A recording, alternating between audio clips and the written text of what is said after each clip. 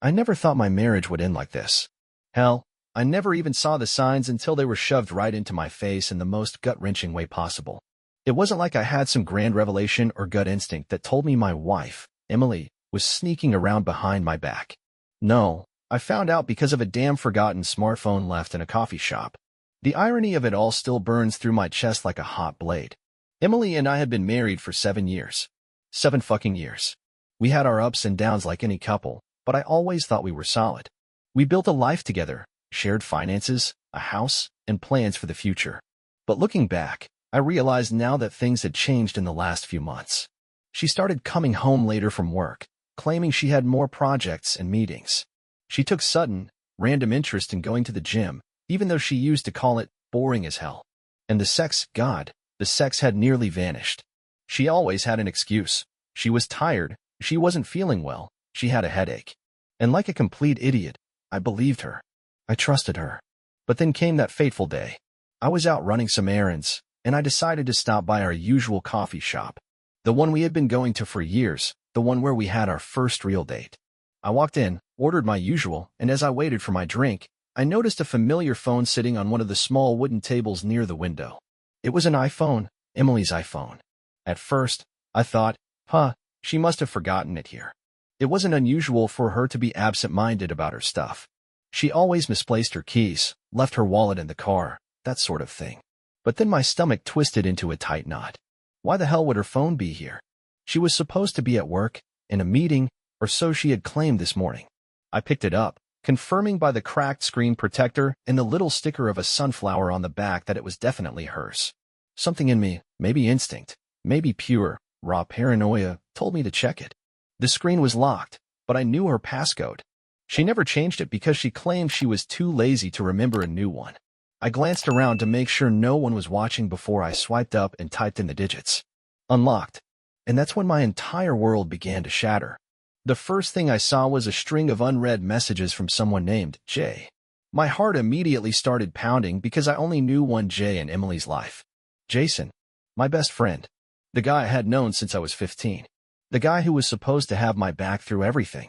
I hesitated, feeling the weight of what I was about to uncover pressing down on me, but I couldn't stop myself. My fingers trembled as I tapped on the messages, and within seconds, my vision blurred with rage, disgust, and absolute devastation. Jay, damn, I can still taste you from this morning. Wish we had more time. Emily, ugh, I know. But I had to rush. You left a scratch on my back, you asshole. Face-blowing kiss. Jay, couldn't help myself. You looked too good bent over that desk. Emily, stop, you're making me what again, and I'm in a meeting. Smirking face. My entire body went numb. I could not believe what I was reading. This wasn't some random guy flirting with my wife. This was my best friend, the guy who stood next to me when I said my vows, the guy who helped me move into our first apartment, the guy who held my newborn nephew before I even did. And this bastard was talking about screwing my wife like it was just another casual Tuesday. I scrolled further, my hands clenching around the phone so tightly that my knuckles turned white. The messages went way back. Weeks, maybe even months. Dirty texts, graphic descriptions of what they did together, inside jokes that had nothing to do with me. And the worst part? It was all so normal for them. Like they had been living this double life for so long that sneaking behind my back was just second nature. My stomach twisted in on itself. My mouth went dry. My heart was pounding so violently that I felt like I was going to pass out right there in the middle of the coffee shop. I put the phone down on the table and stared at it, as if I was hoping the messages would magically disappear, as if this was all just some fuck-up nightmare that I would wake up from. But no, it was real. Emily was cheating on me. With Jason. I didn't know what to do. My hands were shaking, my breathing was shallow, and a million thoughts were racing through my head at once. I wanted to scream, flip the table, punch something, but all I could do was sit there, frozen in time, staring at the undeniable proof that my marriage had been a lie. And then, as if the universe wanted to drive the knife even deeper into my gut, Emily's phone lit up again. Another message from Jason. Jay, babe, did you leave your phone at the coffee shop? Call me ASAP before someone finds it. I let out a sharp, bitter laugh. Too late, asshole. Too fucking late. My whole world had just collapsed, and the two people I trusted the most were standing right at the center of the wreckage, smiling like nothing had happened. And I was about to make damn sure that neither of them got away with it. I don't know how long I sat there in that coffee shop, my mind an absolute war zone of anger, betrayal, and disbelief. My hands were still trembling as I gripped Emily's phone, the weight of it feeling heavier than it had any right to be. Every time I blinked, I saw the words again, Jason's disgusting messages, Emily's playful responses, the undeniable proof that my marriage was nothing but a sham. My best friend and my wife had been sneaking around behind my back for months, and I had been so fucking blind to it. The weight of my own stupidity was suffocating. I wanted to punch something, break something, do anything to release the violent rage coursing through my veins, but instead, I forced myself to breathe. I needed to think. I wasn't just going to sit there and let them keep making a fool out of me. No, I was going to confront her. And I wasn't going to wait. My fingers clenched tighter around the phone as I stood up, my chair scraping against the wooden floor loud enough to make a few people glance in my direction, but I didn't give a damn. My body was moving on autopilot, my mind already playing out the upcoming scene in a million different ways. Would she deny it? Would she break down in tears? Would she try to twist it around and blame me somehow? Whatever it was, I was ready for it. Or at least, I thought I was. The drive home felt like it took forever. My pulse was pounding in my ears, my jaw so tight it ached. Every red light, every slow-moving car in front of me only stoked the fire burning in my chest. By the time I pulled into our driveway, my entire body was rigid with adrenaline. I didn't even bother to check if she was home first. I stormed inside, slamming the door behind me, the sound echoing through the empty house. For a brief moment, I thought maybe I had beaten her here, that maybe she was still at work, or worse, still with him. But then I heard movement from upstairs. I took the stairs two at a time, my heart hammering against my ribs, and when I reached our bedroom, I saw her standing in front of the mirror, fixing her hair. My stomach turned at the sight. She was smiling, humming to herself, completely unaware that her entire world was about to come crashing down. She looked up when she saw me in the mirror, her expression shifting into mild surprise. "Oh, hey, babe. You're home early," she said, turning around to face me. "Everything okay?" I didn't answer her right away. I couldn't. I was too busy trying to push down the violent need to scream in her face, to demand how the hell she could do this to me. Instead, I lifted her phone, unlocking it with a flick of my thumb before tossing it onto the bed between us. "You forgot this at the coffee shop," I said, my voice disturbingly calm. Emily's eyes darted to the phone, and I didn't miss the brief flicker of panic that crossed her face before she smoothed it over with a forced smile. "Oh my God, I was wondering where I left that." "Thank you, babe. You're a lifesaver." She reached for it, but I stepped forward, cutting her off before she could touch it. "Go ahead," I said, my voice dropping into something colder. "Check your messages. You've got a new one from Jason." Her hand froze mid-air, her breath catching ever so slightly. And that was it. That was all the confirmation I needed.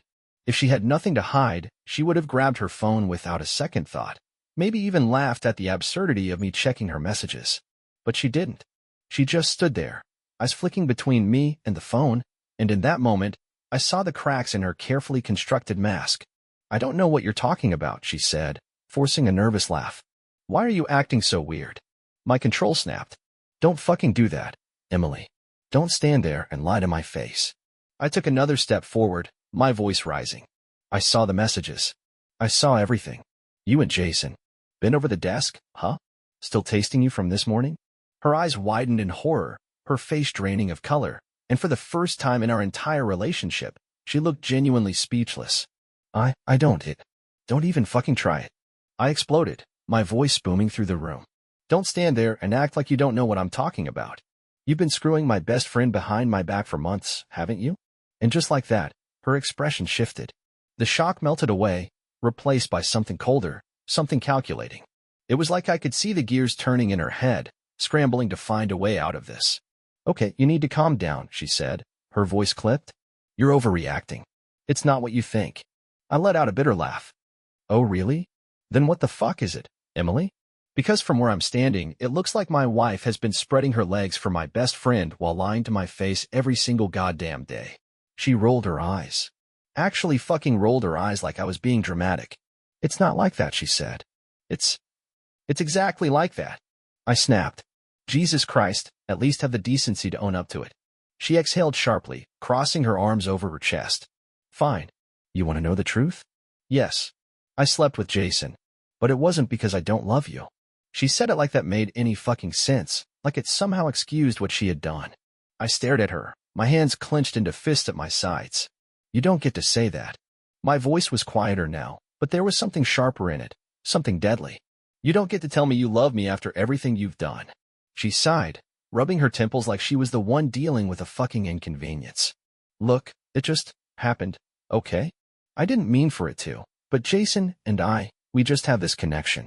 And honestly, maybe if you had been a little more present in our marriage, this wouldn't have happened. And there it was. The shift. The attempt to turn this around on me. My stomach twisted in sheer disgust. Are you actually trying to blame me for this? I asked, my voice dangerously low. I'm just saying. No, I cut her off, shaking my head. You don't get to gaslight me, Emily. You don't get to make this my fault. You made a choice. Every time you met up with him, every time you texted him, every time you fucked him, you made a choice. She had nothing to say to that.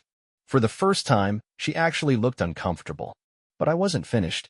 I took a slow step forward, lowering my voice. And now you're going to deal with the consequences.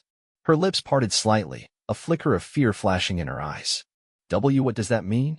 I exhaled slowly, my entire body vibrating with barely restrained fury. It means this marriage is over. And for the first time since I walked through that door, Emily's face finally registered something close to real panic. But it was too late. So fucking late. The silence after I told her our marriage was over was deafening.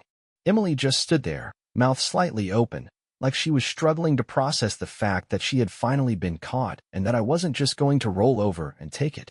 Her face, which had been filled with fake confidence a moment ago, suddenly crumbled.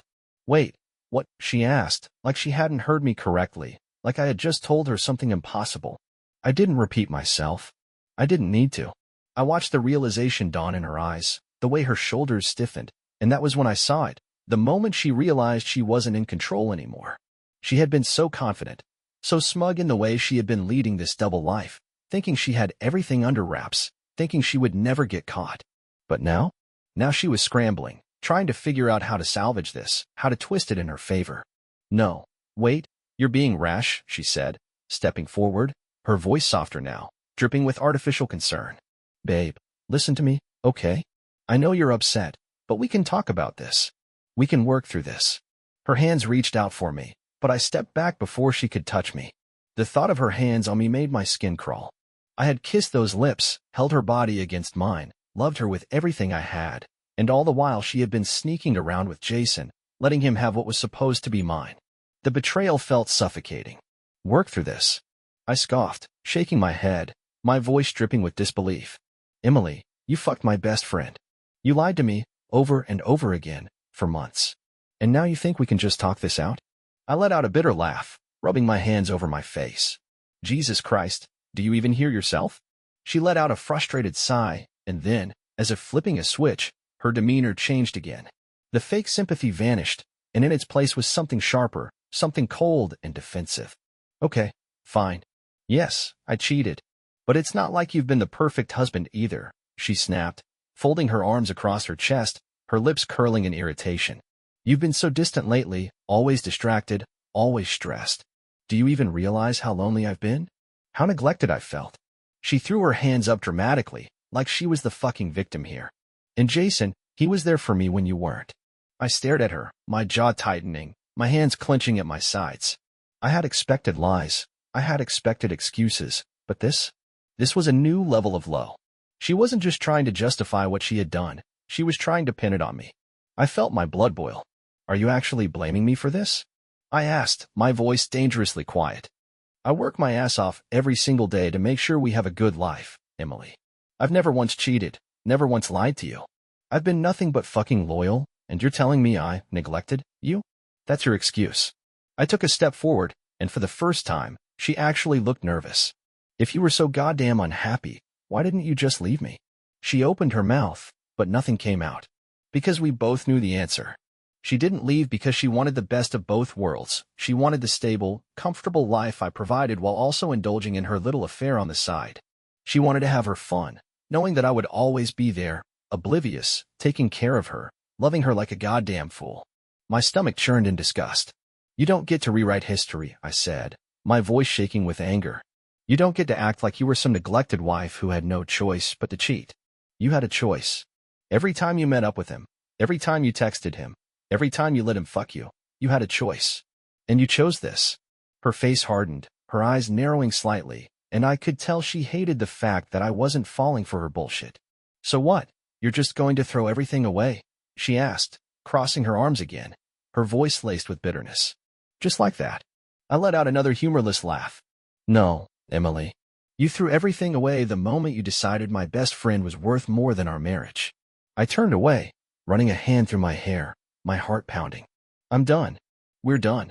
For the first time, true panic flashed across her face. Wait, hold on, she said, stepping closer again. Just, don't do anything drastic, okay? Let's take a breath in. I turned back to her, my eyes burning with fury. Drastic? Emily, the only drastic thing that happened here is that my wife decided to fuck my best friend behind my back for months. I exhaled sharply, shaking my head. I'm not doing this. I'm not standing here and letting you manipulate me into staying. She was about to argue again, but suddenly, her phone buzzed from where it was still sitting on the bed. We both looked at it at the same time. Jason. His name flashed across the screen, another text from him lighting up in the unread messages. Emily moved fast, lunging for the phone, but I was faster. I snatched it up, my eyes scanning the screen before she could rip it out of my hands. Babe, are you okay? Did he find out? I felt my stomach lurch again, my grip tightening on the phone as a fresh wave of rage surged through me. The fact that Jason had the audacity to call her babe, the fact that he was checking in on her like they were the ones suffering in this situation, made me want to put my fist through a wall. Emily reached for the phone again, her face twisted in frustration, but I yanked it back, shoving it in my pocket. You don't need this anymore, I said coldly. I'm sure Jason will be happy to buy you a new one. Her mouth opened and closed, but she had nothing to say to that. For the first time, I saw fear in her eyes. Not because she was scared of me, but because she knew that she had lost. I turned on my heel and started walking toward the door, my body still vibrating with rage. Where are you going? She called after me, her voice suddenly desperate. You can't just leave. I paused at the door, glancing back at her one last time. The woman standing in front of me, the woman I had loved for 7 years, was no longer the person I thought she was. Maybe she never had been. Maybe I had been blind this whole time, wanting to believe in something that was never real. I exhaled, my voice hollow when I finally spoke. Watch me. And with that, I walked out, slamming the door behind me, leaving behind the ruins of a marriage that had never really existed in the first place. I didn't stop walking until I was in my car, gripping the steering wheel so tightly my knuckles turned white. My breath came in heavy bursts, my chest rising and falling with the weight of everything that had just happened. The confrontation, the lies, the way she tried to turn it around on me, it played over and over in my head like a sick, twisted movie reel. My wife had been screwing my best friend. My best friend. The guy I had trusted with everything. The guy who had been part of my life for nearly 2 decades. And all this time, they had been laughing behind my back, sneaking around, sending filthy texts, lying to me without a shred of guilt. I didn't even know where I was driving at first. My mind was on autopilot, my thoughts a tangled mess of rage and betrayal, but before I knew it, I was pulling into the parking lot of Jason's gym. It was late, but I knew he'd be here. He was always here, bragging about how much he could bench, flexing for anyone who would look. The thought of him being so comfortable, so fucking smug while he destroyed my life made my blood boil. I slammed my car door shut and stormed inside, barely hearing the girl at the front desk calling out a greeting before I pushed through the doors to the weight room. And there he was, standing in front of a mirror, wiping sweat off his face like he didn't have a goddamn care in the world. The second he saw me, I saw something flicker across his face, surprise, maybe even guilt. But he recovered quickly, putting on that fake-ass, easygoing grin I had seen 1,000 times. Yo man, what's up? He said, grabbing his water bottle and taking a sip like nothing had happened. Didn't expect to see you here this late. I walked right up to him, my hands clenched at my sides, my entire body practically vibrating with rage. You seriously gonna stand there and act like you don't know why I'm here?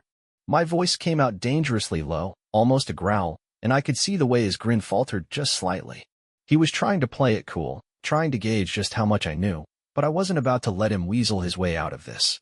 He let out a short laugh, shaking his head. Man, I have no idea what you're talking about. You good? That was it. That was the moment I lost it. Before I even knew what I was doing, my fist was connecting with his face, the impact sending a sharp jolt up my arm as he stumbled backward, crashing into a weight rack. The gym went silent around us, but I didn't give a damn. I grabbed him by the collar of his sweaty tank top and yanked him forward, my face inches from his. "You fucked my wife, you piece of shit." The words came out like venom, dripping with all the fury I had been holding in. Jason's eyes widened for a split second before he shoved me off him, rubbing his jaw where I had hit him. "Jesus Christ, dude, calm the fuck down," he spat. But there was no real anger in his voice, just panic, just the realization that he had been caught. "Oh, I'm way past calm," I seethed, my breathing heavy as I stared him down. "You were supposed to be my best friend. You were supposed to have my back. And this whole time, you were screwing Emily behind my back like some goddamn snake." I shook my head, disgust rolling through me in waves. "How long, Jason? How long have you been fucking my wife?" He hesitated. That split-second pause was all the confirmation I needed before he even opened his mouth. "Look, man, it wasn't like that," he started, holding his hands up. "It just happened, all right? We didn't mean for it to."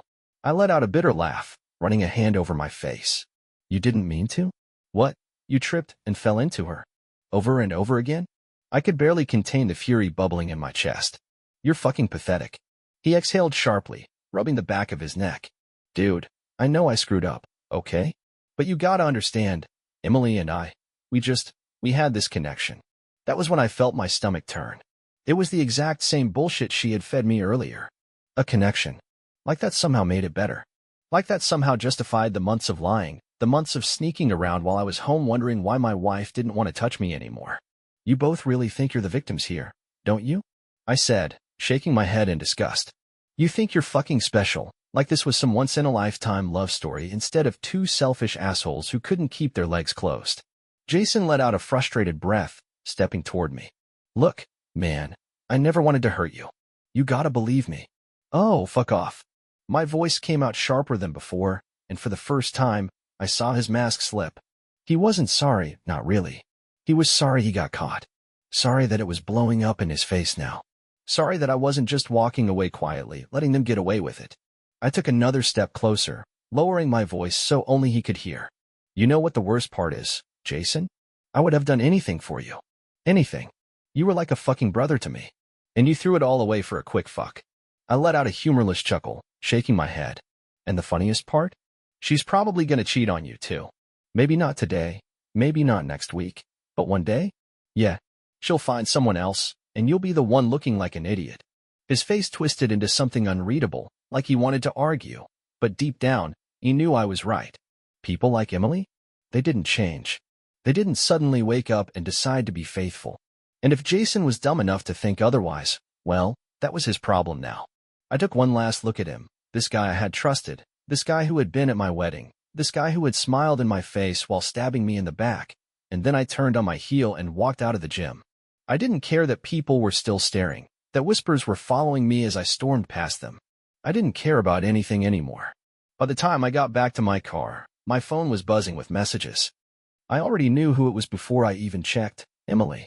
Probably panicking now that she realized I wasn't coming back, that I wasn't playing the part of the heartbroken husband who would beg her to stay. "Emily, babe, please, we need to talk. You can't just leave like this. Emily, I know you're angry, but you don't understand. It wasn't just sex. It was more than that. Emily, just come home. Please. We can figure this out." I stared at the screen, my grip tightening around the phone before I let out a breath and did the only thing that felt right. I blocked her. And just like that, she was gone. Out of my phone. Out of my life. I didn't know exactly what was next, but one thing was for damn sure. I was never going back. The first thing I did after blocking Emily was drive. I didn't know where I was going at first. I just knew I had to get away, to put as much distance between myself and that house, that life, as possible. The streetlights blurred past me in streaks of yellow and white, the city buzzing with life while my own world had just collapsed. I should have felt something, maybe heartbreak, maybe devastation, but all I felt was numb. My brain was stuck replaying every moment of the past few hours, from finding her phone to seeing the messages to watching the last 7 years of my life go up in flames. The weight of it all pressed down on my chest, suffocating, relentless. My fingers tightened on the steering wheel, my knuckles turning white, and for the first time, the reality of it all hit me. I wasn't going back. My marriage was over. My best friend was dead to me. Everything I had built, everything I thought I had, was gone in the span of one fucking evening. I don't know how long I drove, but eventually, I found myself parked outside my brother's house.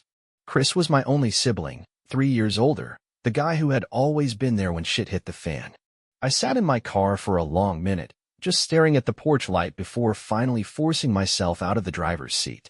My legs felt heavy as I climbed the steps, my mind still spinning, but before I could even knock, the door swung open. Chris took one look at me and knew. His eyes narrowed, his jaw tightening, and without a word, he stepped aside to let me in. I hadn't called him, hadn't texted, but that was the thing about family. You didn't always need to say anything for them to understand. As soon as I was inside, he shut the door behind me, crossing his arms over his chest. "All right," he said, his voice steady but firm. "What the fuck happened?" And just like that, I broke. I don't know what it was. Maybe it was finally being somewhere safe, somewhere where I didn't have to keep my anger bottled up, but suddenly, the words were just pouring out of me. I told him everything. I told him about finding the phone, about the messages, about the confrontation with Emily, the way she tried to gaslight me into thinking it was somehow my fault. I told him about going to the gym, about punching Jason in his smug fucking face, about how neither of them had shown a shred of real remorse.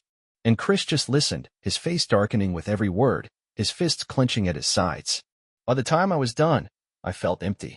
I sank onto his couch, rubbing a hand over my face, letting out a breath I hadn't realized I'd been holding. Chris didn't speak for a moment, just staring at the floor like he was trying to process it all, but then he let out a sharp breath and muttered, "That fucking bitch." I let out a bitter chuckle, shaking my head. "Tell me about it." Chris sat down across from me, his expression still thunderous. "And Jason," he scoffed, shaking his head. "I never liked that piece of shit. Always thought he was a little too into himself. But this is some next-level scumbag shit." I exhaled heavily, leaning back against the couch. "Yeah, well, I guess I finally see him for what he really is." Chris was silent for a moment before he spoke again, his voice quieter now. "So, what now?" That was the million-dollar question, wasn't it? What now? I had spent 7 years building a life with Emily, and now that life was gone. My home, my routine, my future, it all felt like it had been wiped clean overnight, and I was left standing in the wreckage with no idea which way to go. But as I sat there, staring at the ceiling, the answer slowly started to take shape. "I'm filing for divorce," I said, the words coming out steadier than I expected. "First thing in the morning." Chris nodded, like he had expected that. "Good. You need a lawyer." I let out a humorless laugh. "Yeah, probably. I know a guy. I'll text you his number." I nodded, grateful, and for the first time in hours, I felt like I could breathe again. Because this was real. Saying it out loud, making the decision, it made it real. I wasn't going to let Emily manipulate me into staying, wasn't going to let Jason walk away without consequences. I was done being the guy who trusted too easily, the guy who got walked all over while everyone else did whatever the hell they wanted. Chris leaned forward, resting his elbows on his knees. "You gonna crash here tonight?" I hesitated for a second before nodding. "Yeah, I don't want to go back there." "Good," he said, standing up. "I'll grab you a beer." As he walked into the kitchen, I let my head fall back against the couch, staring at the ceiling, letting the silence settle around me. And for the first time since this whole nightmare started, I felt something close to relief. It still hurt. It still felt like a massive part of my life had just been ripped away. But underneath all that, there was something else, a strange sense of freedom. Like I had been carrying this massive weight without even realizing it, and now that it was gone, I could finally stand up straight again. Chris came back, handing me a beer, and as I took it, I let out a slow breath. "I can't believe I wasted 7 years on her," I muttered, shaking my head. Chris smirked, leaning back against the couch. "Better 7 years than a lifetime."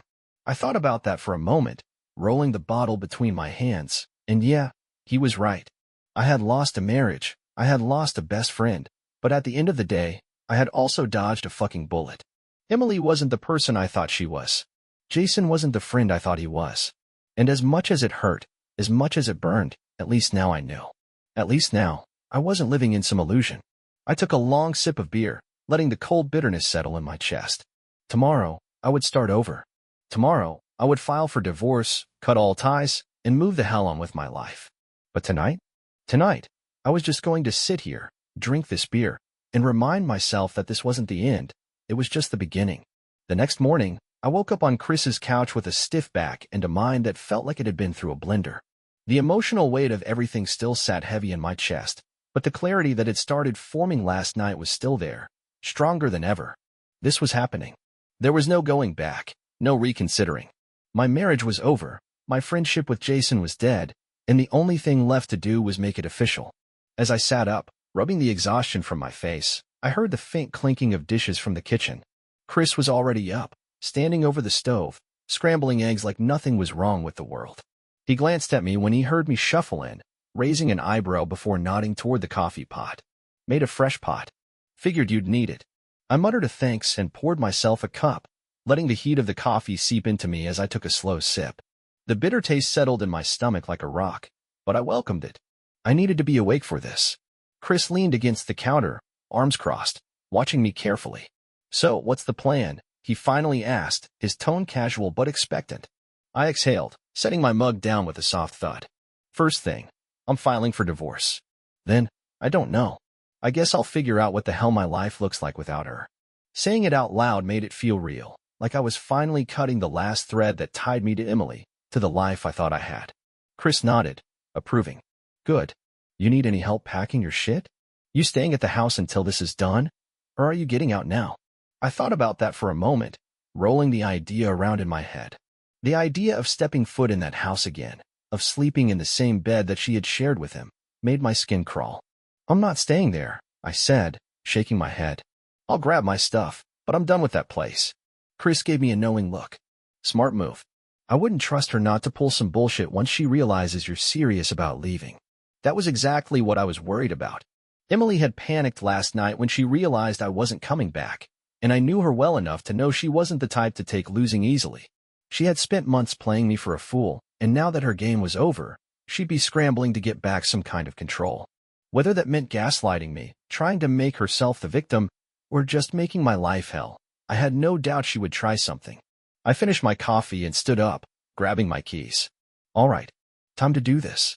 Chris clapped a hand on my shoulder as I passed him. "Proud of you, man. This is the right call." I nodded, grateful for his support. I had spent so much time alone in my marriage, feeling like I was the only one fighting for it. It felt strange, almost foreign, to have someone in my corner again. But I wasn't alone anymore. Not really. The drive to the house felt surreal. It was the same route I had taken every day for years, the same quiet streets, the same familiar houses, but everything looked different now. Like I was seeing it for the first time without the illusion, without the comforting lie I had wrapped myself in. By the time I pulled into the driveway, my heart was hammering in my chest, but I pushed the feeling down. I wasn't here to argue. I wasn't here to give her any more of my energy. I was here to collect my things, file the paperwork, and walk the fuck away. I stepped inside, and the house was eerily quiet.